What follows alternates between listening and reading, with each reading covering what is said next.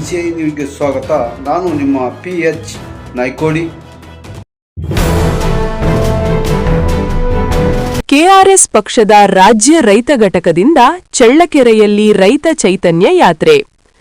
ಕರ್ನಾಟಕ ರಾಷ್ಟ್ರ ಸಮಿತಿ ಪಕ್ಷದ ರಾಜ್ಯ ರೈತ ಘಟಕ ಹಾಗೂ ಚಿತ್ರದುರ್ಗ ಜಿಲ್ಲಾ ಚಳ್ಳಕೆರೆ ತಾಲೂಕು ಸಮಿತಿ ನೇತೃತ್ವದಲ್ಲಿ ರೈತ ಚೈತನ್ಯ ಕಾರ್ಯಕ್ರಮವನ್ನು ಹಮ್ಮಿಕೊಳ್ಳಲಾಗಿದ್ದು, ಚಳ್ಳಕೆರೆ ತಾಲೂಕಾದ್ಯಂತ ಹಳ್ಳಿಗಳಲ್ಲಿ ಈ ವಿಶೇಷ ಯಾತ್ರೆಯ ಮೂಲಕ ರೈತರ, ಕೃಷಿ ಕಾರ್ಮಿಕರ, ಮಹಿಳೆಯರ ಎಲ್ಲಾ ವರ್ಗದ ಸಮಸ್ಯೆಗಳನ್ನು ನೇರವಾಗಿ ಆಲಿಸಿ ಜನಸಂವಾದ ನಡೆಸಿ ಅವರ ಕುಂದುಕೊರತೆಗಳ ಪಟ್ಟಿ ತಾಲೂಕಿನ ಸಮಗ್ರ ಅಭಿವೃದ್ಧಿಗಾಗಿ ಶ್ರಮಿಸುವುದೇ ಈ ಅಭಿಯಾನದ ಮುಖ್ಯ ಉದ್ದೇಶವಾಗಿದೆ ಎಂದು ಕೆಆರ್ಎಸ್ ಪಕ್ಷದ ರಾಜ್ಯ ರೈತ ಘಟಕದ ಅಧ್ಯಕ್ಷರಾದ ಶ್ರೀ ಜೋಗನಹಳ್ಳಿ ಗುರುಮೂರ್ತಿಯವರು ತಿಳಿಸಿದರು.